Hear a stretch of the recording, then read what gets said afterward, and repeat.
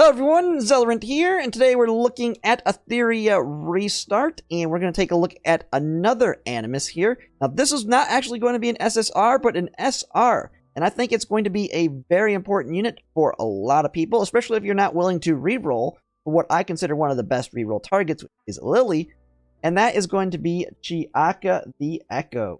We'll go ahead and take a look at her. Now one thing you'll know with her is there is a character called Chiaka in here. She is not the one that you're going to want to go after.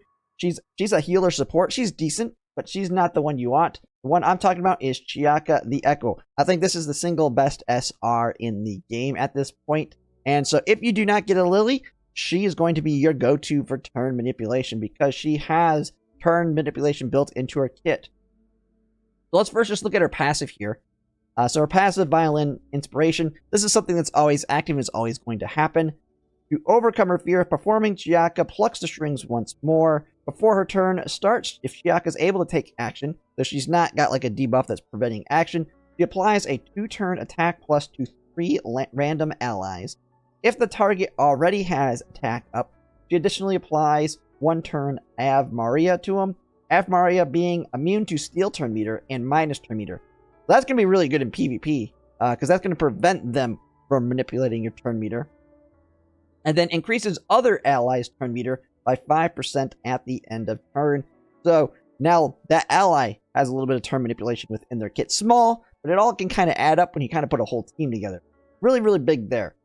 Now, you have the her basic attack that you're going to be doing every so often. Nothing too crazy here. She does some damage, but then she purifies 1 debuff on whoever has the most debuffs on your team. I think that's going to be really nice.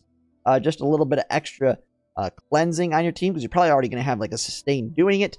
But whoever is like the main target of your enemy, she's going to at least be able to help remove some debuffs often with her basic. But the big one is going to also be her ultimate here. 3-turn cooldown, Bright Melody, Shimmering Phantom Sounds, and Inspire Battle Will as Chiaka plays her violin. Increases all allies' turn meter by 20%. So just bam, everybody gets moved up a little bit. Just think like Honkai Star Rail, something like a partial Robin. Robin was an instant go again. This is kind of a move everyone forward a little bit because it's only 20%, but it's still massive to move them up. And then it inflicts 2-turn attack. If they already have attack, it puts Ave Maria on it. It's kind of a mix of this one, except it is a little bit longer. It's a 2-turn here. And as you already know with her passive, she's applying this one if she's able to move. So this one is going to, in a lot of cases, apply that 2-turn Ave Maria. So on your team, just in general, with how long this lasts, you should be able to keep this on a majority of your team members most of the time. And that's going to be really nice because you're just getting a lot of turn meter manipulation. Small amounts, but a lot of small amounts can add up and move your team fairly quickly. So, overall, really great kit, really good kit, and a good replacement for Lily if you do not get her or you don't reroll for her. She is going to be, I think, a really good core member for your team, especially when you're fighting all the bosses. And that is the reason you'll see, if you actually look at the tier list, she is tier 0 or 0.5 on a majority of things on like the Pride 1 tier list, except the boss she's weak to. I don't remember which boss Green is weak to, but she's terrible at the boss she's weak to, simply by the fact that she's weak to it. But that's with all of them. If your guys, or if the Animus is weak to the boss, they're going to not be on T0 on the tier list. So that's why almost all of the Animuses has somebody that they're low on the tier list for, except the light and dark unit. Now let's go ahead now and see what you want to put on for sets here. She's going to be just like Lily. For her set, I mean, it's quite obvious. You want speed. Speed, speed, and speed. Swift Rush is going to be your first go-to right off the bat. Most of these shells have speed.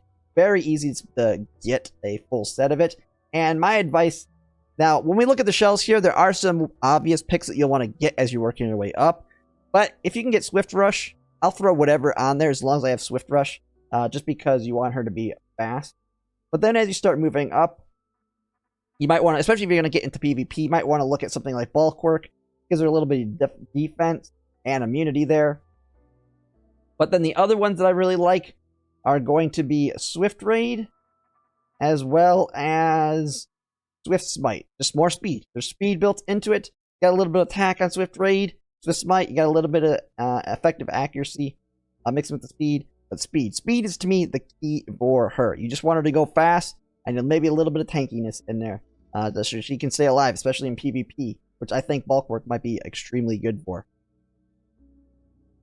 Now, let's go look at the shells here. I think they're fairly simple. I don't really care about the blues. You're going to move off them really quick. Put on whatever works just to get to fighting something that gives the purples.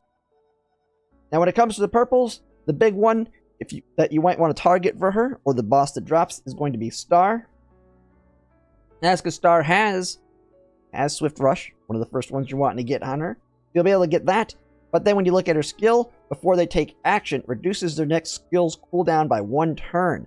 So, now you can do that alt really quickly, because it's going to reduce it by 1 turn. Now, this has got a 4-turn cooldown, so it's not going to happen often, but it will make it, like, I think every 2 times she does her ult, this is going to trigger, because then it's a 2-turn cooldown for the first one, and then a 3-turn cooldown. So then this will be back up to reduce it to 2 again. So every other time it's going to be reduced by 1 turn. And then she also gets a turn meter increase there. Really nice. Now you're going to move off that one really quickly, so it's not like anything crazy. And then you're going to move up to here. And that one you're going to be caring about in the epics. Be Shanhai Jing. And Shanhai Jing's kind of the same thing, turn meter manipulation. For every 3 actions accumulated by enemy units, turn meter is increased by 25% and can be triggered 1 time per turn. 0% or 0 turn cooldown. Man, I can't speak today. Got a little bit of a cold if you can't hear it.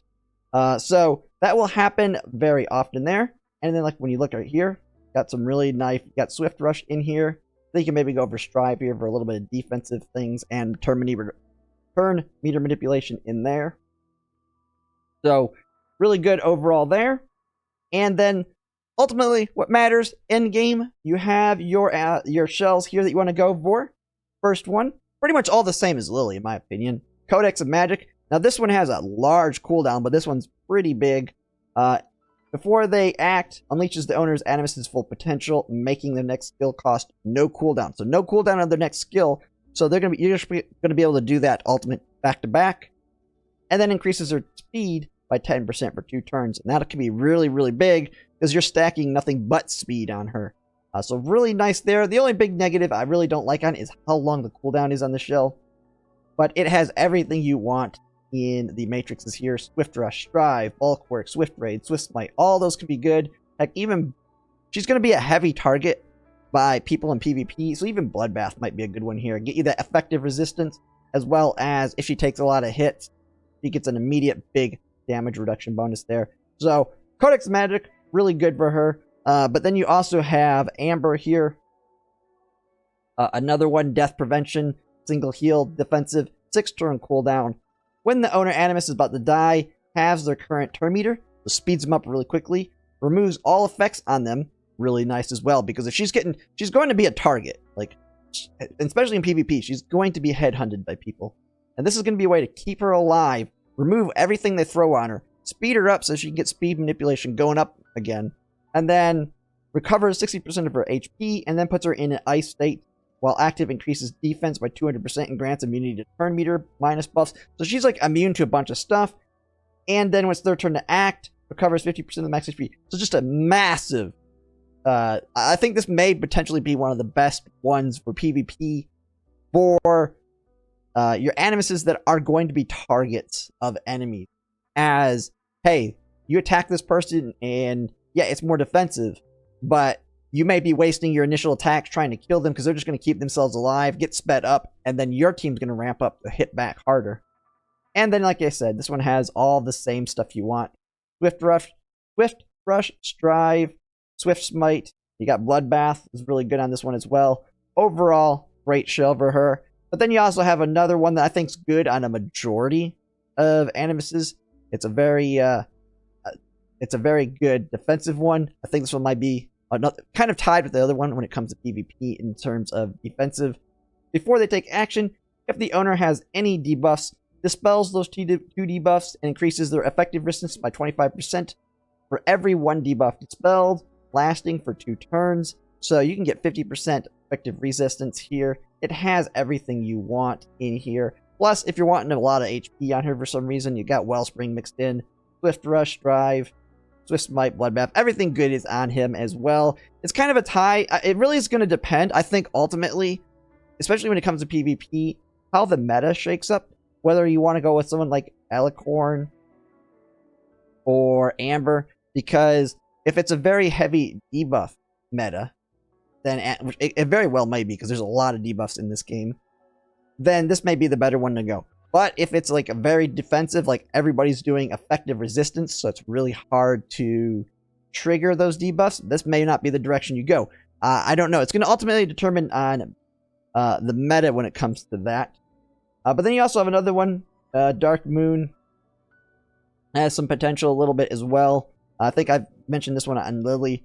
Before they take action, deals 2 hits of some damage, so actually a little bit more offensive in this one, and extends the duration of non-controlled debuffs inflicted by the owner, and increases the owner's animus effect accuracy by 50%.